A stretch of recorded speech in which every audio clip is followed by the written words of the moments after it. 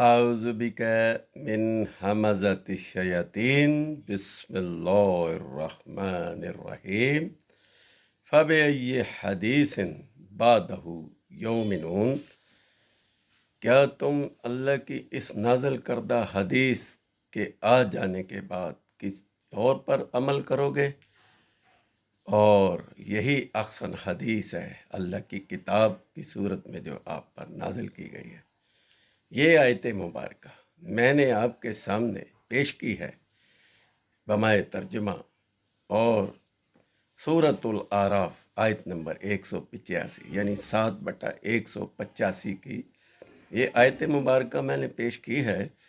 اس کا خلاصہ کچھ اس طرح ہے کہ یہ آیت جب یہاں سے شروع ہوتی ہے تو کہا گیا کہ کیا جب تمہاری موت آ جائے گی اور موت کا فرشتہ اجل آ جائے گی جب تمہارے اوپر، تو کیا تم اس وقت اللہ کی اس احسن حدیث پر عمل کرو گے یا کون سی حدیث پر عمل کرو گے؟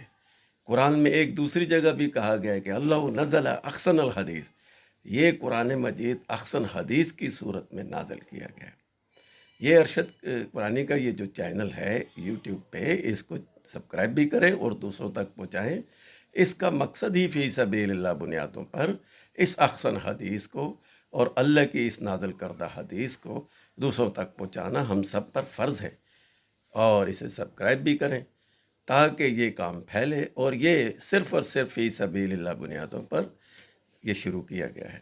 آگے چلتے ہیں تو اللہ نے صاف طور پر بتا دیا کہ اِنَّهُ لَقَوْلٌ رَسُولٌ کریم، یہی قرآن مجید جو آپ کو دیا ہے یہ قول رسول ہے، اور یہ قول رسول بھی ہے اور قول فیصل بھی ہے۔ قرآن مجید کو فیصلہ کن کتاب یعنی قول فیصل کہا گیا ہے۔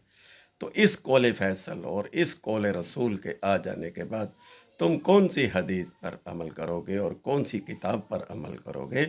اللہ نے یہ تمام انسانیت پر، کائنات پر سوال کیا ہے کہ جب آپ کو یہ رب العالمین نے پیدا کیا اور اسی رب العالمین نے یہ کتاب دی، جس طرح اللہ رب العالمین ہے اسی طرح محمد رحمت للعالمین ہیں صلی اللہ علیہ وسلم، اور اسی طرح یہ ذکر للعالمین ہے یہ کتاب جس کی ہم تلاوت آپ کے سامنے پیش کر رہے ہیں۔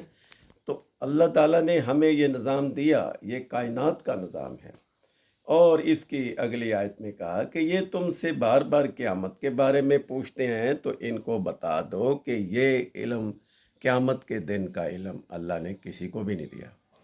اللہ نے رسول اللہ کو کہا کہ آپ اعلان کر دیجئے کہ مجھے اس کا علم نہیں ہے کہ قیامت کب آئے گی، اور یہ قیامت جب آئے گی تو وہ اچانک ہی آئے گی۔ یہ کسی کو بتا کے، یہ کسی کے کہنے پہ اور یہ کسی کے آنے اور نہ چلے جانے سے نہیں، بلکہ اللہ کے ایک مقررہ وقت جو اللہ ہی کو معلوم ہے، یہ اس وقت آئے گی۔ تو اس سے پہلے کہ ہر مرنے والے پر بھی قیامت ہوتی ہے، تو موت کا وقت بھی متعین ہے، اور کسی بھی انسان کی موت کبھی بھی آ سکتی ہے۔ تو اس سے پہلے اس آیت میں کہا گیا کہ جب تمہاری موت آ جائے اور اجل آ جائے تو کیا تم اس وقت اس پر عمل کرو گے؟ کیوں نہ تم اسے اپنی زندگیوں میں شامل کرو، کیونکہ یہ دنیا کے لیے بھی ہے اور آخرت کے لیے بھی ہے۔ یہ دنیا امتحان گاہ ہے، اس میں اس کتاب پر عمل کرو گے، تمہارا امتحان ہوگا تو آخرت میں چل کے کامیابی ملے گی۔ تو اللہ نزل احسن الحدیث یعنی یہ ایک احسن حدیث کی صورت میں نازل کی گئی ہے، اور اس حدیث کو جو ایک گارنٹیڈ اور اللہ کی نازل کردہ حدیث ہے، اس پر عمل کرنا ہم پر فرض ہے، اور یہ سنی سنائی باتیں اور قصے کہانیاں اور یہ دوسری چیزیں ان پر عمل کرنا فرض نہیں ہے۔ فرض تو اللہ نے یہ کتاب کیا ہے۔ ہاں، اس کتاب کے مطابق ملتی جلتی جو بھی چیز ہوگی ہم اسے قبول بھی کریں گے، اور اسے قول رسول بھی اس لیے سمجھیں گے کہ وہ اللہ کی کتاب کی مطابقت رکھتے ہیں۔ تو آتے ہیں اپنے سبجیکٹ کی طرف۔ تو اللہ نے ہمیں بار بار کہا کہ یہ موت کا وقت تو متعین ہے، تو اس سے پہلے کیوں نہیں تم اللہ کی اس کتاب پر عمل کر لیتے؟ اور فَبِأَيِّ حَدِيثٍ بَعْدَ اللَّهِ فَبَعْدَهُ يُؤْمِنُونَ کا اصل مقصد بھی یہی ہے کہ اس حدیث کے آ جانے کے بعد تم کون سی حدیث پر عمل کرو گے۔ تو اللہ نے ہمیں توفیق دی ہے اس زندگی سے ہم فائدہ اٹھائیں، اور اس حدیث کو، اس قول فیصل کو، اس قول رسول کو دنیا تک پہنچائیں۔